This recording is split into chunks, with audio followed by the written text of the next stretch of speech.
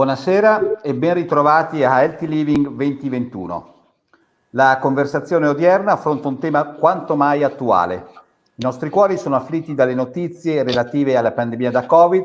Tutti quanti abbiamo attraversato questo periodo storico afflitto appunto dal Covid, e allora stasera, assieme allo psichiatra Fabrizio Starace, allo chef Giancarlo Perbellini e al vignaiuolo Maurizio Zanella, cercheremo di scoprire quali ingredienti ci possono aiutare a ritrovare il benessere psicofisico nonostante il difficile momento storico.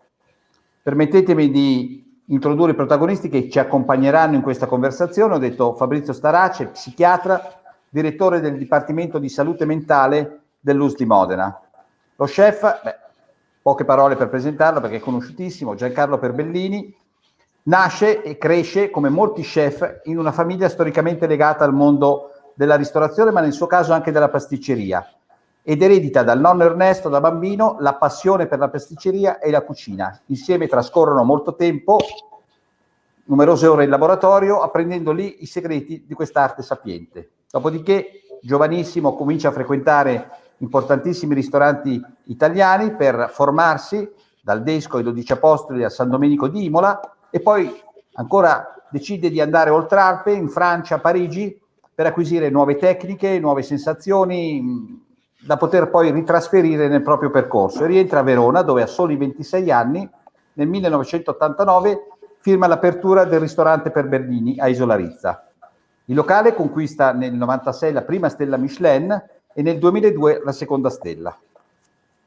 Il 2014 però è l'anno della svolta per Giancarlo Perbellini. Decide di concludere il percorso a Isola Rizza e inaugura un nuovo capitolo della sua storia professionale con l'apertura nel cuore di Verona del ristorante Casa Perbellini. Anche qui un grande successo. Nel 2015 conquista le 2 stelle Michelin, nel 2016 i 4 cappelli nella guida del Ristoranti d'Italia 2017 dell'Espresso, e successivamente naturalmente conquista tutta una serie di lori che non sto a citarvi. Nel 2019 l'ultimo, la World Pastry Star, che è il riconoscimento tra i più prestigiosi e ambiti nel mondo della pasticceria. Quello che caratterizza però Perbellini è l'impegno per l'educazione alimentare. Come molti chef, è molto sensibile all'alimentazione etica, consapevole e impostata alla riduzione degli sprechi, però ha una particolare attenzione all'infanzia. Mi piace molto la sua idea che i bambini vanno educati molto presto a conoscere e ad ascoltare ciò che mangiano, per dare a loro un ampio ventaglio di gusti che poi possa persistere nella memoria. È un divulgatore, ha scritto numerosi volumi: Casa Perbellini, Arte della classicità, In acqua e a vapore, e l'ultima opera è Mille sfoglie. 2 note sul nostro vignaiuolo, Maurizio Zanella. Anche Zanella muove i primi passi nel mondo del vino grazie agli studi di agraria e poi al fatto che la madre decide di acquistare negli anni 60 una piccola casa in collina chiamata Ca del Bosco. Se Perbellini è stato un cosmopolita del cibo, lui è un cosmopolita del vino, viaggia molto e realizza nella propria terra, in Franciacorta, ciò che ha preso in Francia, in particolare in Borgogna e nel Bordeaux. Nel 68 vengono piantati i primi vigneti e nel 62 esce la prima bottiglia, nasce Ca del Bosco, oggi leader nella produzione di Franciacorta. È membro dell'Accademia Internationale du Vin dagli anni 80, è consigliere della Fondazione Altegamma ed è stato per diversi anni presidente del Consorzio per la tutela del Franciacorta. Qua mi taccio e lascio la parola ai protagonisti per condurre questa serata. A te, Fabrizio. Grazie Gino, grazie a te, alla tua straordinaria capacità di mettere assieme attori importanti della scena della buona alimentazione, del buon bere, e di declinarli secondo i temi che hanno accompagnato queste settimane. Stasera noi parleremo dell'associazione tra cibo, tra buon bere e benessere e felicità, cioè quello che in qualche maniera, quella condizione che vorremmo tutti alimentare, è il caso di dirlo, tenere viva, soprattutto quando ci troviamo, come tutti noi e gran parte del mondo, da oltre un anno sottoposti a una situazione di così pervasivo e pesante stress. E allora, stasera parleremo naturalmente dei cibi che possono contribuire a mantenere, ad alimentare questa condizione di benessere e li accompagneremo con una riflessione sui vini che possono darci questa altrettanta condizione di serenità, di felicità, diciamo anche di felicità. Ma voglio iniziare a porre agli amici che ascolteremo stasera una situazione dal vivo. Ecco, se avessi la possibilità, purtroppo non ce l'abbiamo, ma se avessi la possibilità di venirvi a trovare e vi dicessi come molti del mondo sanitario di sentirmi sotto pressione, stressato, di avere difficoltà nel mantenere un ritmo di addormentamento regolare, di fare una vita che in qualche momento mi sta portando a riflettere sulle situazioni, sulle scelte. Ecco, e dicessi, ok, dai, adesso però è ora di cena, proviamo ad affrontare questa cena in maniera che ci tiri su, che ci consenta di stare meglio. Ecco, Giancarlo Perbellini, cosa proporresti? A cosa mi metteresti di fronte in una situazione di questo genere? Intanto buonasera. Non è così facile. Sicuramente metterei comunque, andrei a toccare tutti i sensi, cioè l'acido, l'amaro, il dolce e il salato. Non so, noi quando progettiamo un menù partiamo sempre con delle cose che vadano a stuzzicare il palato, per cui la parte acida e la parte dolce sono un po' le due prerogative della partenza di un menù, anche perché dico sempre che il dolce abbinato poi all'acido fa salivare, fa venire voglia di bere, per cui la partenza deve essere sempre qualche cosa di, tra virgolette, scoppiettante. E quando noi normalmente partiamo sicuramente da dei piccoli stuzzichini, nel mio caso spessissimo guardo verso la pasticceria, per cui parto, per dire, con una meringa poco dolce, per cui gli do una struttura con molto albume, con dell'albumina a parte, e uso non dei zuccheri normali, ma magari un po' di destrosio o di zucchero invertito, e la abbino a esempio a un lampone. In questo caso è un assaggino del momento di adesso, un po' di erba cipollina e una crema di arringa affumicata. Perché questo? Perché questo, l'entrata è sicuramente una nuvola. Già inizio a sentirmi meglio e ti sono grato solo a sentirle descrivere, ma prego, continua, scusa. E la sensazione, io dico sempre che poi uno quando mangia deve ascoltare quello che mangia, per cui l'entrata è una nuvola, perché la meringa è talmente leggera, non avendo zucchero, che si scioglie in bocca. Arriva la parte del frutto rosso, per cui del lampone disidratato, la parte dell'affumicato che me la dà l'arringa, e la cipolla che dà quel leggero acido continuativo.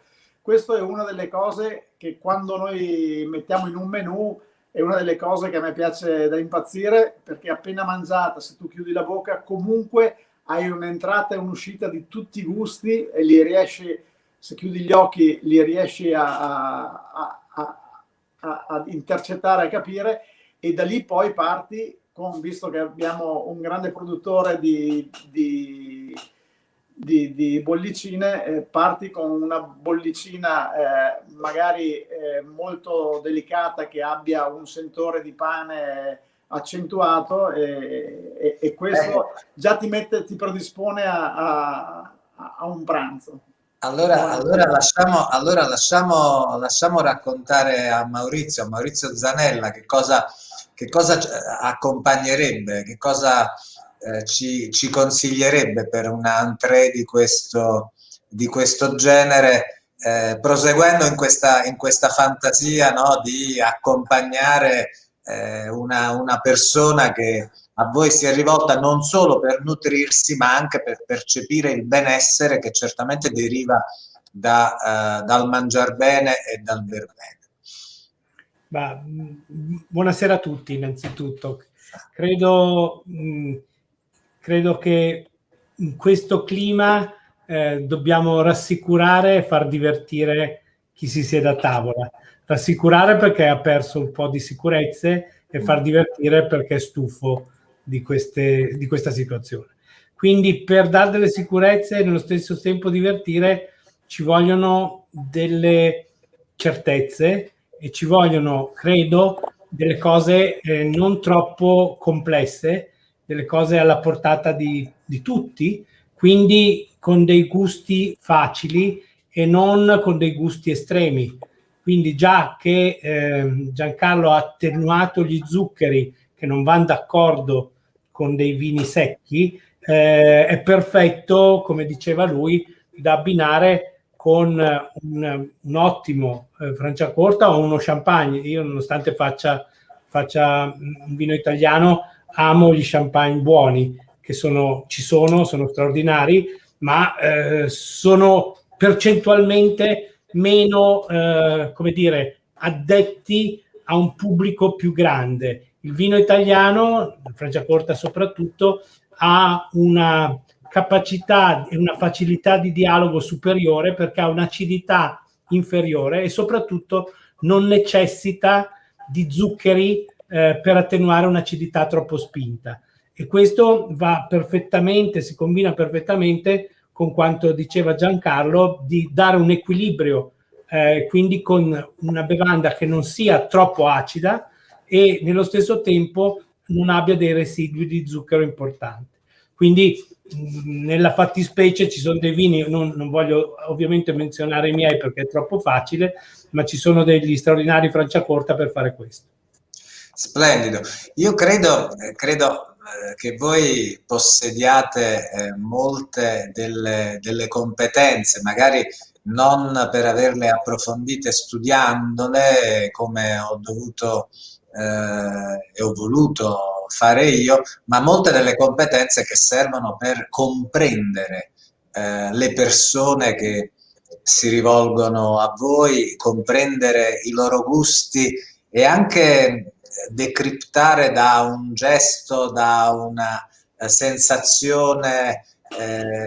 Voi trascorrete del tempo, immagino molto tempo, forse in questo periodo questa attività si è dovuta forzatamente comprimere e ridurre, ma credo voi trascorriate molto tempo con le persone, con i vostri clienti, con le persone che si affidano a voi. Ecco, quali sono state le sensazioni, quelle che vi hanno incuriosito di più e quelle che vi hanno orientato poi su una scelta di un cibo piuttosto, poi con Maurizio, piuttosto che di un buon bere? Giancarlo. Ma allora, io ho veramente un ventaglio di clienti incredibili. Più che altro io ascolto quello che dicono. Io quando faccio un menù, cioè il menù parte in una maniera, ma ha un'evoluzione durante i mesi in cui lo facciamo. Oltretutto Casa Perbellini è casa perché si mangia in cucina, per cui dico sempre che ci sono 32, 34 occhi o 30 occhi che ci guardano, ma ci sono 16 occhi di qua che guardano e ascoltano quello che la gente dice. Per cui quando noi facciamo un piatto lo assaggio io, lo assaggia il mio sous chef e normalmente il capo partita più vecchio che c'è in cucina, ne discutiamo, ma da lì a portarlo poi ad essere realizzato ci sono una serie di fasi che non sono così scontate e per dire, io poi stasera vi racconto questa cosa, stasera vi darò una ricetta. Io ho fatto questo piatto credo 15 anni fa, anche 20 anni fa, e un mio carissimo amico è venuto a mangiarlo e mi ha detto era da tanto che non provavo queste emozioni, perché è un piatto molto complesso ma con 3 gusti fondamentali. E poi è venuta una persona a mangiare da me e ha mangiato questo piatto e mi ha detto: guarda, straordinario, è al 99%, il 100% lo puoi raggiungere se ci metti un po' di limone. E per dire questa cosa, noi che siamo dei professionisti non ci siamo arrivati, per cui dico sempre ai ragazzi che bisogna ascoltare quello che le persone dicono, perché anche quando, specialmente quando si lamentano, perché al 99% delle volte quando si lamentano, il 99% delle volte hanno una ragione, c'è una verità. Per cui noi interpreto quello che piace a me, interpreto la stagione, quasi esclusivamente la stagione, ed ascoltiamo molto quello che dicono i clienti. Poi non è che tariamo il piatto in base a quello che ci dicono i clienti, poi lo mettiamo a posto a modo nostro, ma alla fine ascoltiamo sempre quello che ci dicono. E devo dire che io poi ascolto un sacco di persone che hanno l'amore per la cucina, ascoltano quello che mangiano e vanno in giro per il mondo ad avere emozioni, ad ascoltare quello che mangiano. E devo dire che da lì porto a casa tantissimo. Anzi, mi fanno anche venire voglia di andare poi. Quello che dici è davvero molto bello. In genere i grandi chef sono visti come degli artisti che producono in maniera assolutamente personale, quasi distaccata dal contesto. Producono un'idea, poi la devono far ripetere e trasmetterla a quelli che la eseguono, che non è così facile. Dico sempre che i ragazzi replicano una mia idea all'infinito e cercano di replicarla perfettamente, ma non è mai uguale. E magari poi ci sarà qualcuno che cerca di personalizzarla per trovare la sua strada verso, come dire, Qualche volta le tagliano per far prima anche. Ecco. Bene.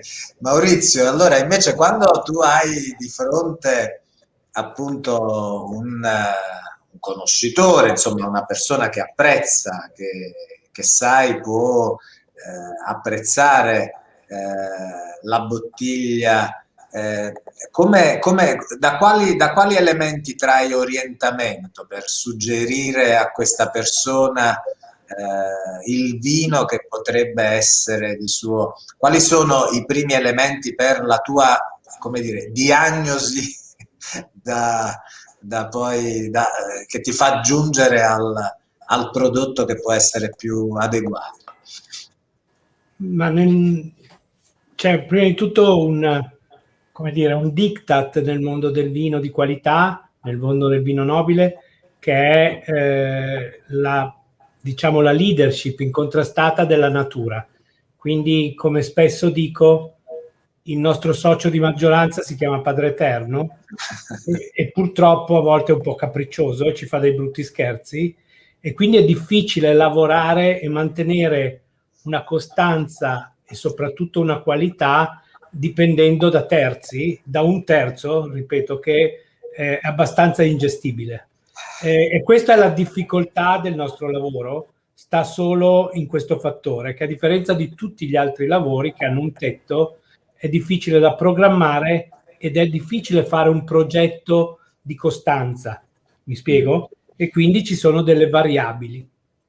La bravura, credo, nel nostro settore, più specificatamente nelle bolle, in questi vini che danno gioia solo perché quando si aprono hanno questo rituale a cui lei accennava nell'inizio della trasmissione, che già quando uno prende quella bottiglia parte l'allegria, a prescindere da cosa ci sia dentro, no? E questa allegria deve ritrovarsi nel bicchiere, quindi non possiamo deludere una persona con delle cose troppo cerebrali, però ahimè qui viene la frammentazione del consumatore. Giancarlo ride perché sa che nei consumatori c'è un 90% di persone che vuole avere piacere di mangiare e bere, e c'è un 10% che sono più bravi di lui a far da mangiare e di me a fare il vino, e che quindi vogliono solo, non dico criticare, ma comunque sfidare, capire, interpretare anche in maniera costruttiva E quindi a volte è bello dialogare con queste persone, però francamente noi cerchiamo di lavorare per il 90%, per le persone che vogliono trarre piacere da una bottiglia e non si fanno troppe, scusate il termine, masturbazioni mentali. Forse lei di questo se ne intende, in senso che ha molti ospiti che vengono da lei con parecchi di questi problemi. Da te Maurizio. Da te Fabrizio, scusami. E quindi sai che c'è una certa categoria di persone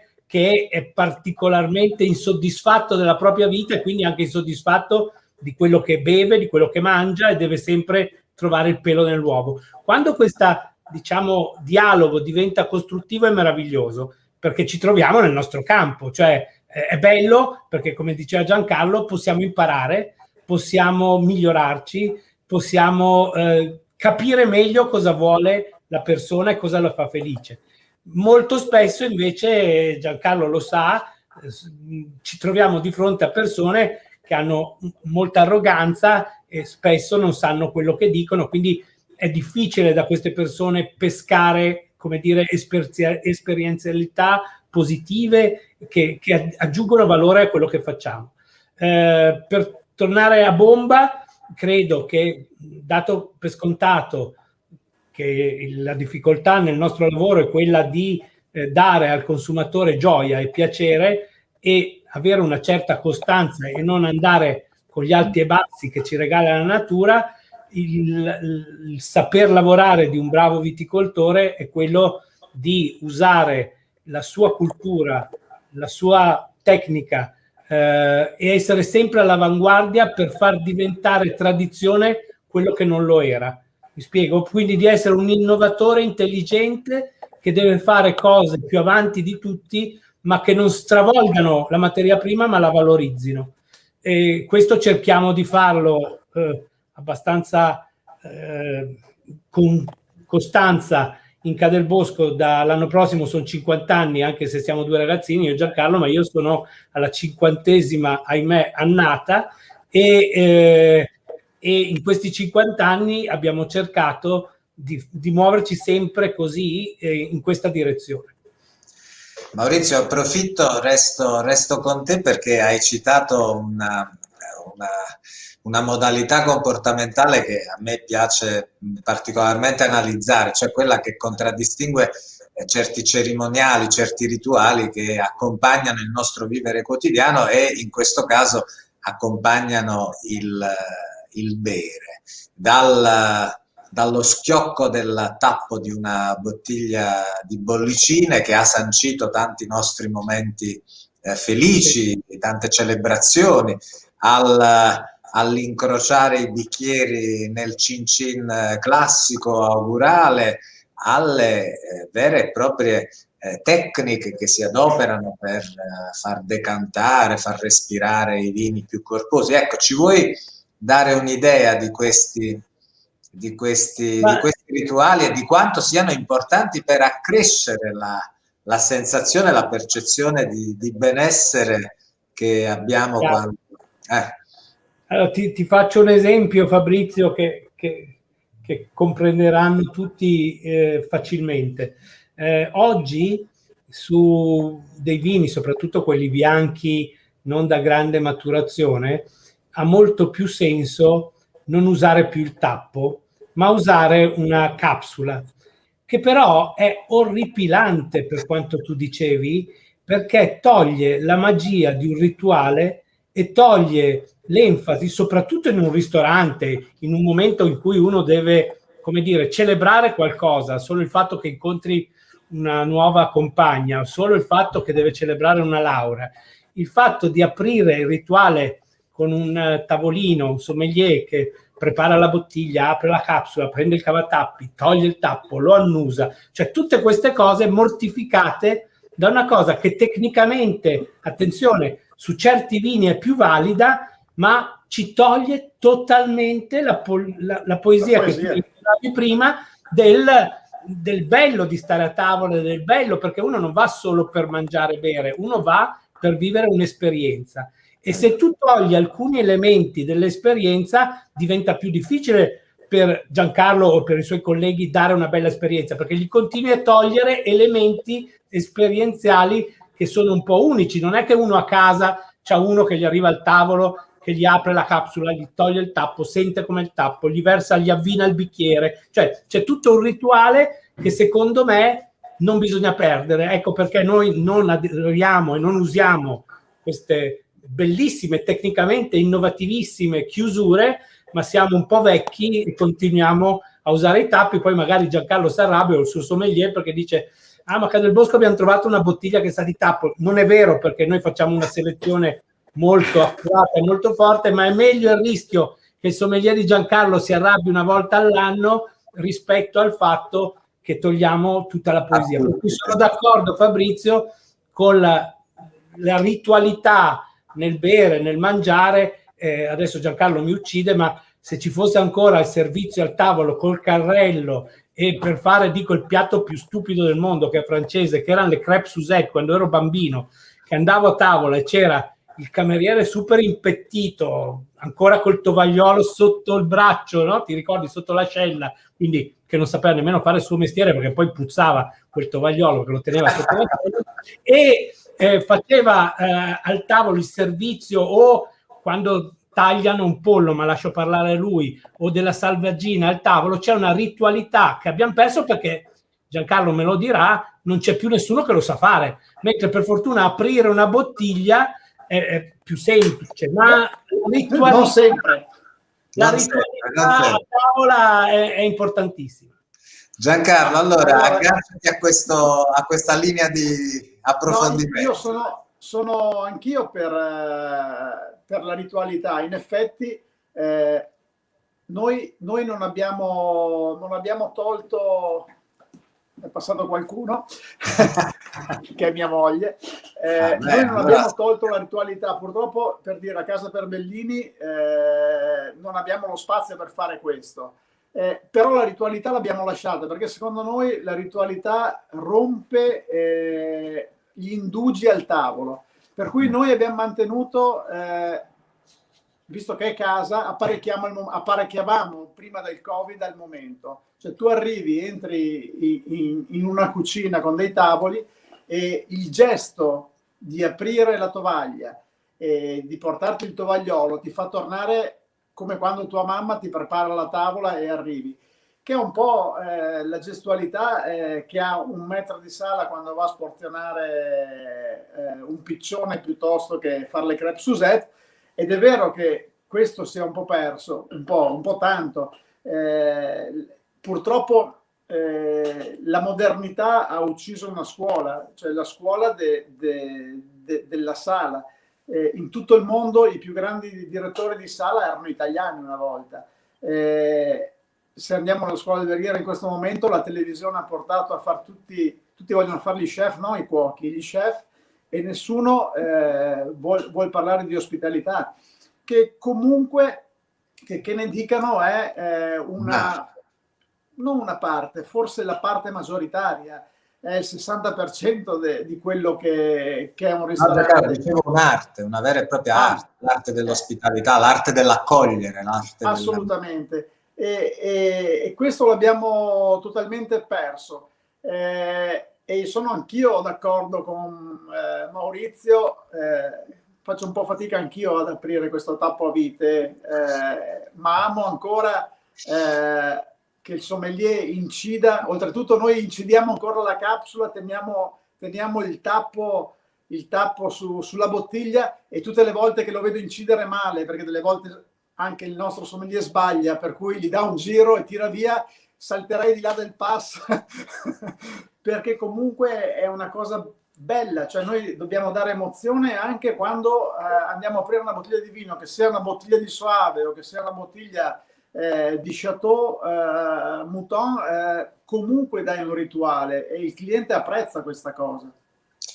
Allora Giancarlo, resto da te e proseguo un po' con quella fantasia che avevamo avviato a vivere, e tu ce la stavi descrivendo per lasciarla vivere a noi qui e a chi ci ascolta. Proviamo a calarla ancora di più in questa situazione diciamo, che ci preme dall'esterno, che ha modificato le nostre abitudini, che ci ha sottoposti a degli stress a cui non eravamo abituati. Ecco, che cosa proporresti? Come presenteresti, come affronteresti una prima portata che possa aiutarci, come dire, a incominciare ad avvertire, dopo quell'entrée, già la strada è segnata bene, quel senso di benessere per il quale poi siamo venuti a casa Perbellini.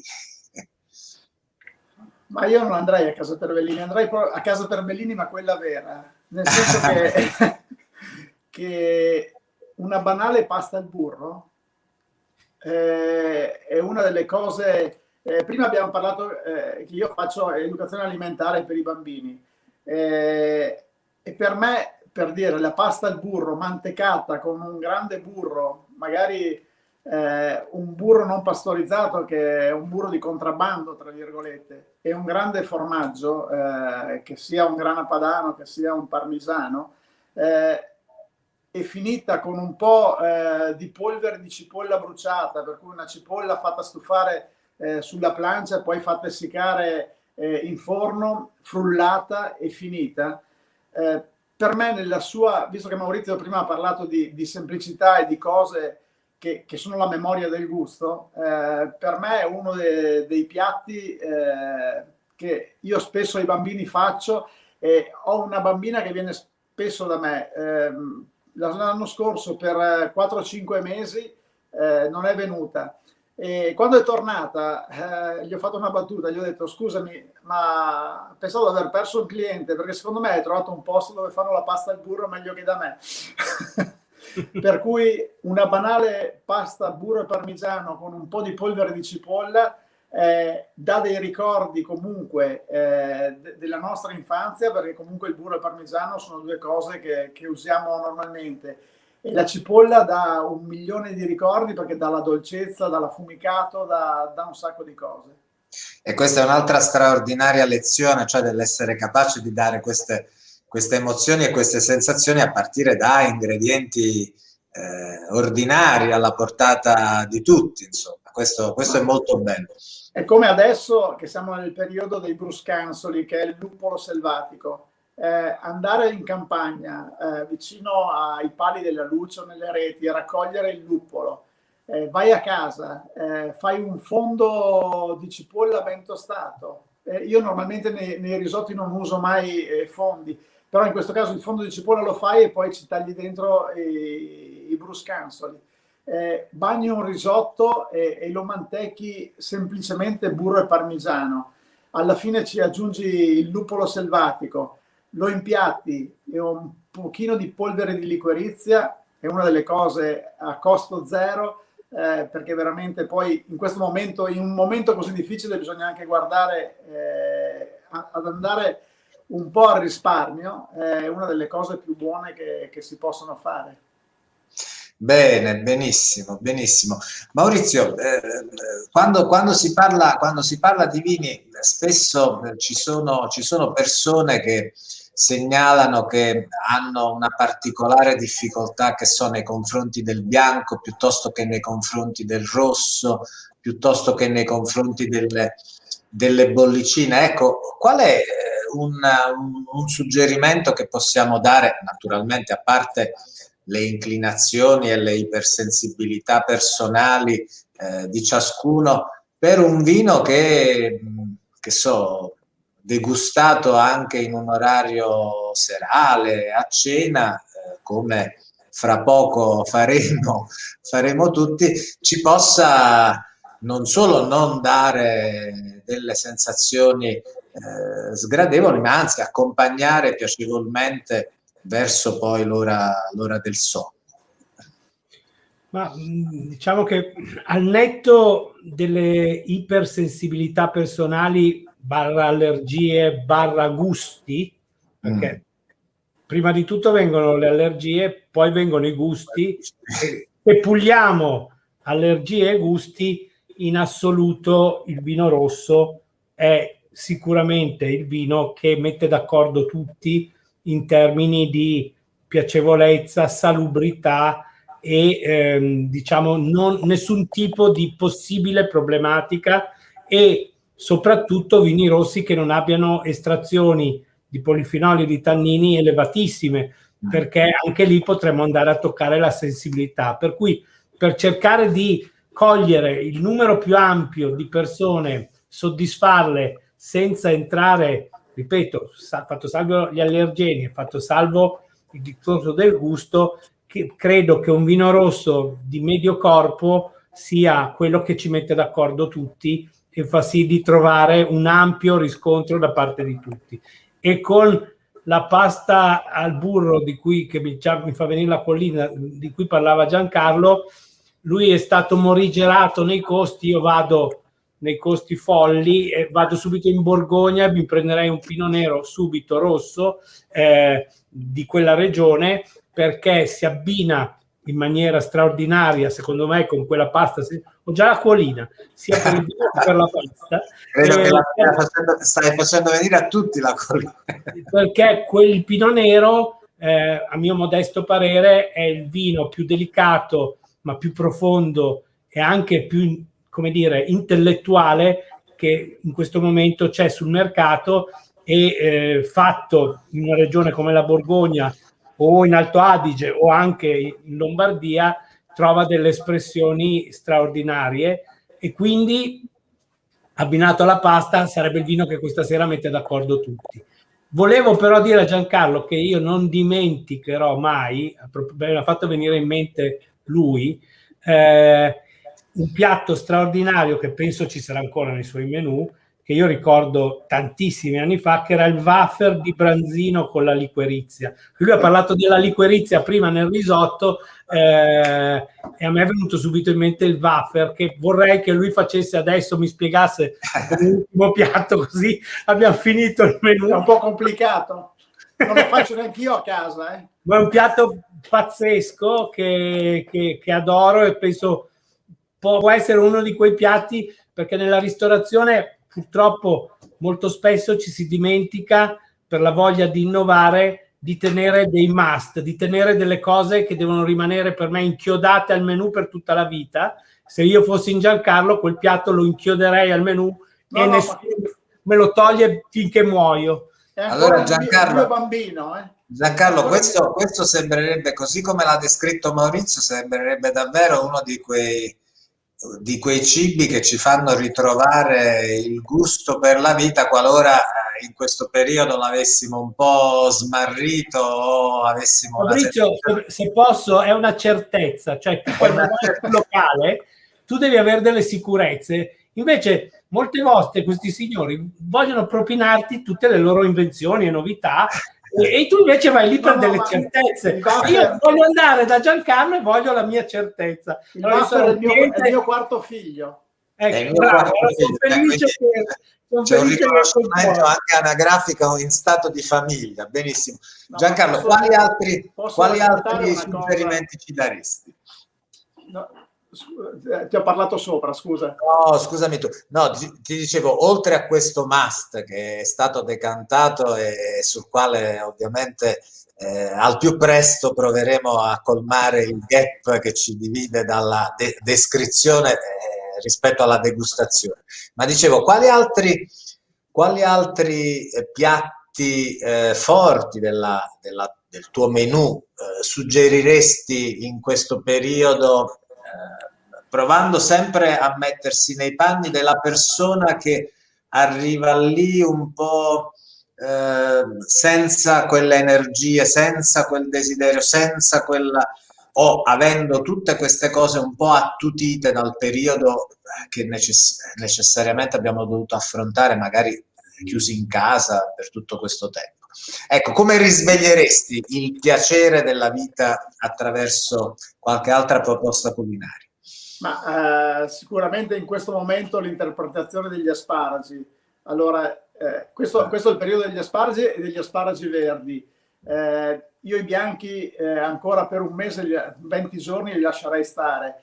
perché dico sempre, cominciamo a marzo con i primi asparagi verdi che arrivano dal sud Italia, piano piano saliamo, arriviamo ad Altedo e poi cominciamo col bianco di Bassano e finiamo con quello di Terlano, che forse è l'ultimo asparago in Italia, o il violetto di Albenga che comincia adesso.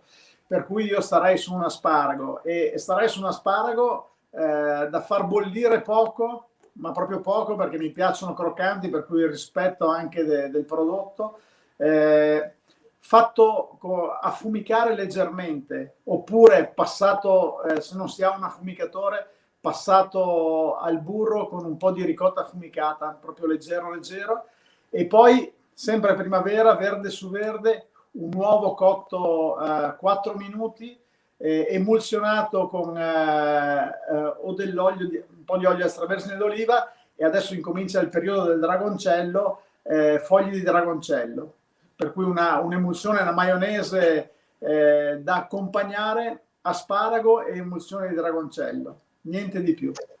E qui recuperiamo quel piacere di esserci e di esserci diretti verso il tuo ristorante. E Maurizio, a questo punto che cosa suggeriamo però al fortunato ospite di Casa Perbellini per accompagnare questo piatto? Quando c'è la maionese, pur leggera, pur fatta così, dobbiamo comunque pulire. Quindi ritornerei indietro, ritornerei alle bolle, perché ci danno la freschezza necessaria a togliere quella piccola untuosità che può avere una maionese, e soprattutto non interferiscono nei gusti straordinari che può avere un asparago, soprattutto se selezionato esattamente nei momenti di maturazione, non conservato nelle varie zone d'Italia come ha fatto Giancarlo. Quindi ritornerei tranquillamente in Franciacorta. Ne vale tutta la pena, ne vale tutta la pena. E in Franciacorta con dei vini possibilmente senza Pinot Nero, quindi dei vini solo a base di uve bianche, Chardonnay o Pinot Bianco, per non andare sopra alla delicatezza che ha comunque un asparago. Splendida, ecco, questa è una notazione importante. Ecco, rimanendo alla degustazione del vino, la degustazione del vino evoca la papilla gustativa, ma sappiamo che il vino si degusta e si valuta e si vive guardandolo, annusandolo, insomma mettendo in moto quasi tutti i sensi. Che cosa ci puoi dire in più? Ecco, a me tocca per esempio molto questa espressione che si riserva ad alcuni grandi rossi, dei vini da meditazione, no? La meditazione che a sua volta è una pratica che ci aiuta a recuperare una condizione di benessere. Queste cose mi pare procedano davvero parallelamente. Che ne pensi? Allora, devo essere un po' cattivo, Fabrizio.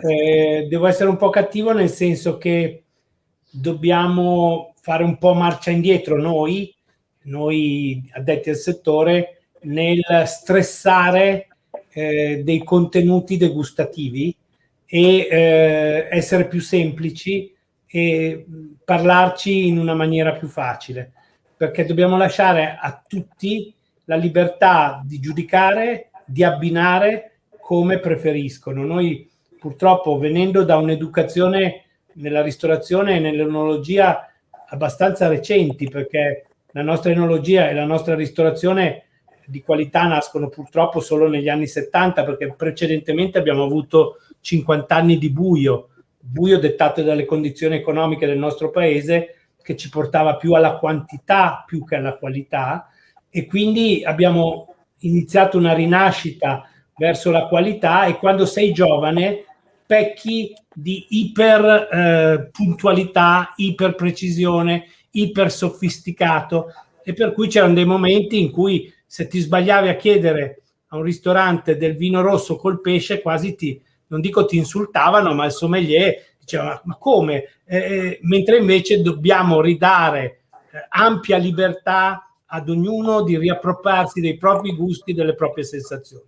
La cosa più importante nella degustazione, parlo del vino, ti sembrerà paradossale, al di là di bere dei vini buoni, è il bicchiere.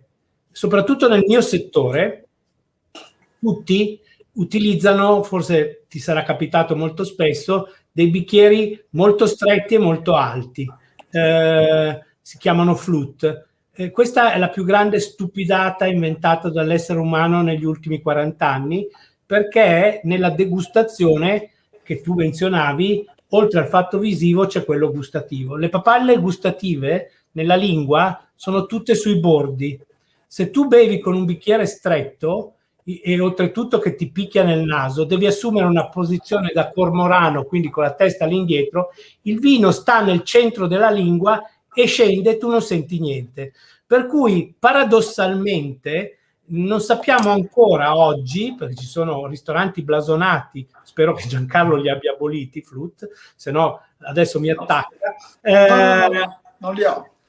Vedi, non li ha, per cui non faccio brutte figure almeno con Giancarlo, le starò facendo con tanti altri suoi colleghi, ma è una stupidata, perché chi gusta questo vino non ha la possibilità di gustarlo, perché il vino entra nel palato, nella parte centrale della lingua, non si espande sulle fasi laterali dove hai le papille gustative più sensibili e quindi non senti quello che bevi. Quindi, per tornare a te, dobbiamo, come dire, fare marcia indietro anche noi addetti al settore e imparare a essere più semplici e rispettare di più i gusti della gente. Assolutamente, bene. Giancarlo, ci sono dei cibi che storicamente vengono segnalati come energizzanti, come tonificanti, come favorenti uno stato di benessere, che ci aiutano a recuperare un buon tono dell'umore. Tu ne vuoi segnalare qualcuno che adoperi più frequentemente, che prepari? No, ma adesso dirne uno credo che sia poi lo stato d'animo che determina quello che ti fa star bene, per cui quello che vai alla ricerca. Poi ci sono sicuramente delle cose che magari non standardizzano, però piacciono di più a tutti. Per dire, una crema di nocciole è una cosa talmente delicata, persistente e che apre un ventaglio di gusti che ti fa star bene sia se la mangia la mattina sia se la mangia la sera prima di andare a letto. Ma non c'è un qualche cosa che ti soddisfa, è dato dal momento. È la stessa cosa del vino, lo bevi bianco, rosso, la bolla sul pesce, sulla carne, o il rosso sul pesce, ma è uno stato d'animo tuo che hai. Per cui io sono aperto a qualunque cosa. È ovvio che il dolce con l'acido per me è sempre qualche cosa che ti porta a star bene. Stai demolendo in un colpo solo una serie di convinzioni strutturate. Anch'io sono convinto che il benessere nasca dall'interno, però c'è qualcosa dall'esterno col quale lo possiamo, come dire, agevolare, se non altro. Ci sono molti cibi, che so, i tanto decantati crostacei con le bollicine, piuttosto che altri cibi ricchi di componenti che effettivamente possono essere.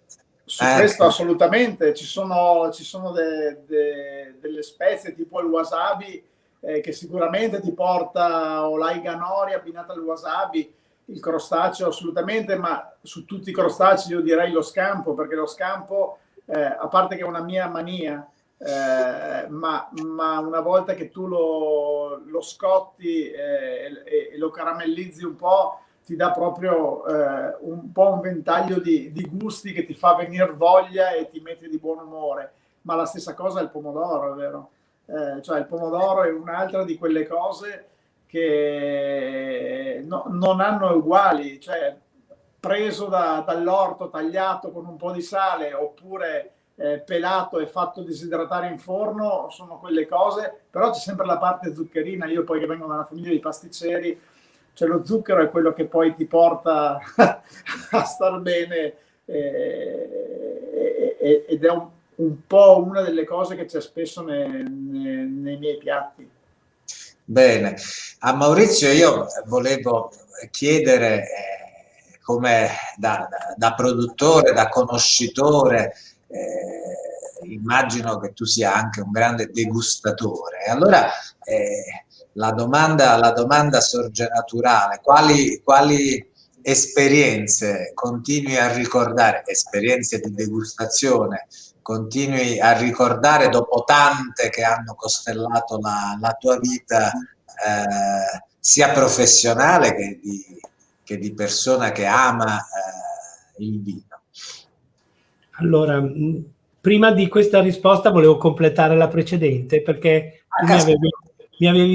tu io non ti ho risposto, perché giustamente parlavi di meditazione e Sì. parlavi di uno, diciamo, di uno state d'art. Adesso vanno di moda le parole inglesi che io non amo molto, perché per mia testa amo parlare in italiano, ma tutti vanno di moda, credo, mindful, che vuol dire la meditazione, cioè le cose che quando tu le fai non ti fanno più pensare ad altro. Esatto. La meditazione su un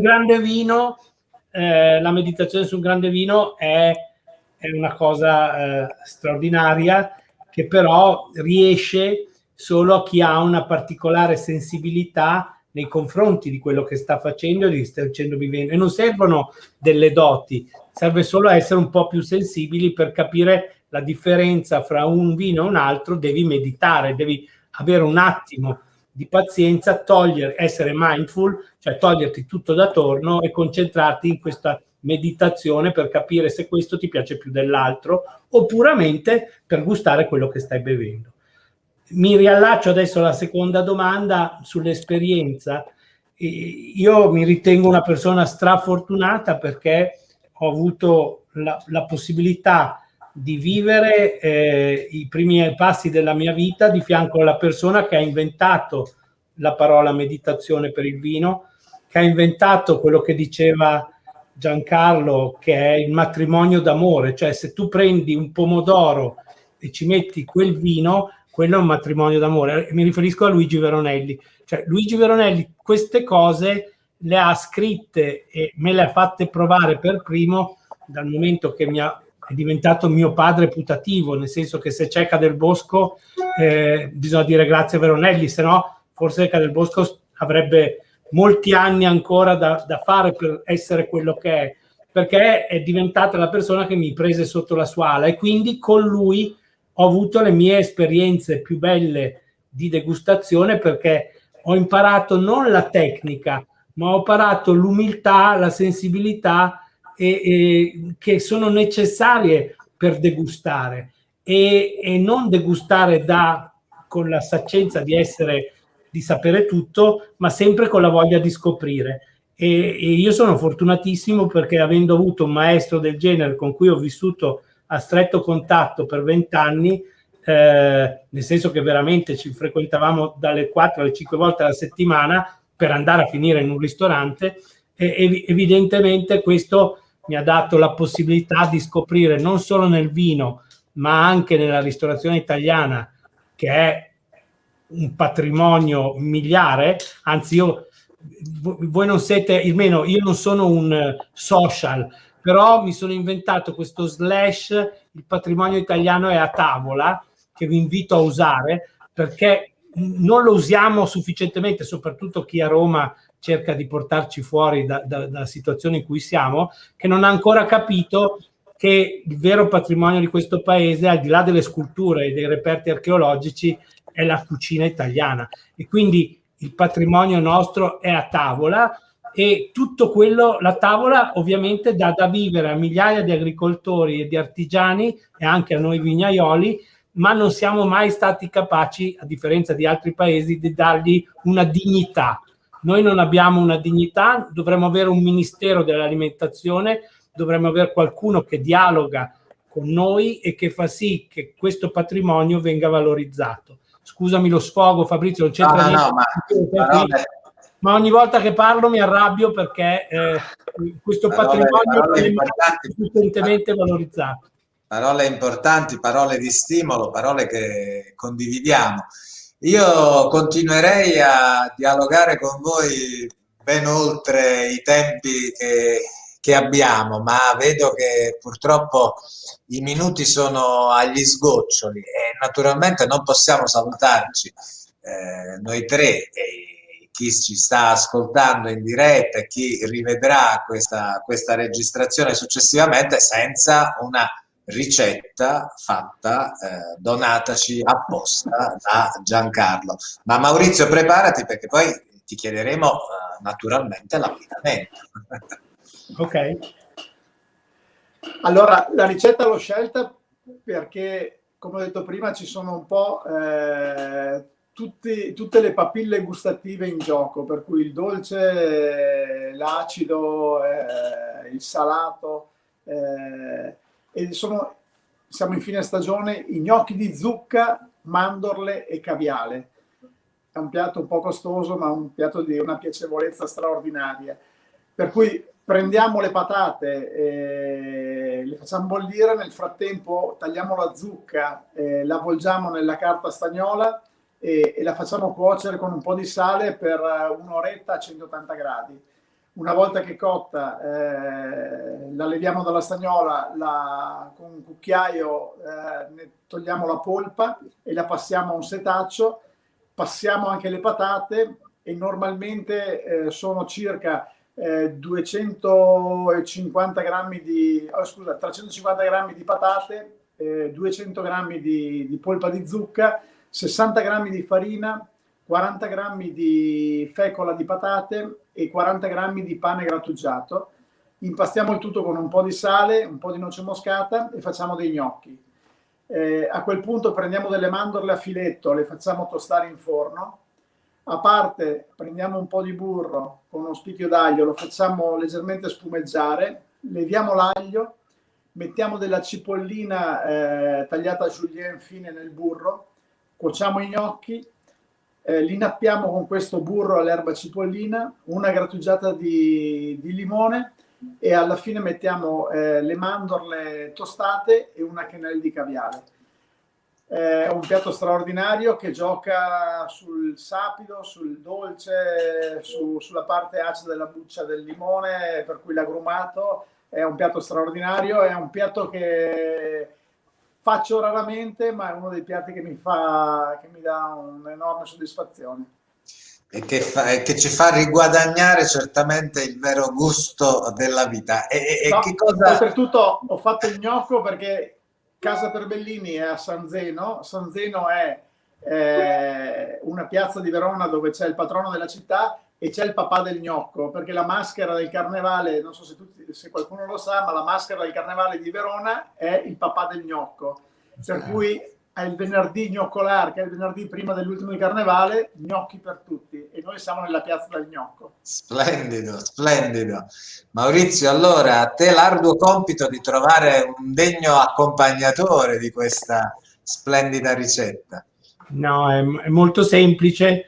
C'è un vino di Cadelbosco che Giancarlo immagino conosca molto bene, che ha il nome di mia madre, si chiama Anna Maria Clementi, che ha la struttura e la eleganza per abbinarsi perfettamente al caviale, perché ne esalta le caratteristiche, ma ha la struttura per sopportare le patate, e quindi sarebbe un matrimonio d'amore, come diceva Veronelli, avere una bottiglia di Anna Maria Clemente con gli gnocchi di zucca e caviale di Giancarlo.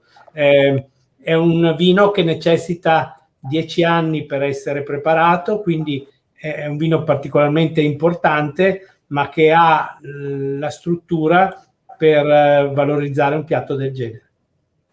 Splendido, io credo che non ci sia modo migliore per chiudere questo incontro esattamente nei tempi che ci siamo dati, e lasciatemi commentare che se come il filosofo sosteneva, l'uomo è quello che mangia, anche soltanto lasciandoci guidare dalla immaginazione con le cose che ci avete proposto, oggi siamo tutti migliori, siamo tutti uomini migliori. Io ringrazio molto Giancarlo Peppellini, Maurizio Zanella e naturalmente i colleghi che ci hanno dato l'opportunità per questa ennesima puntata di Healthy Living. Grazie a tutti. Grazie, buonasera. Grazie mille.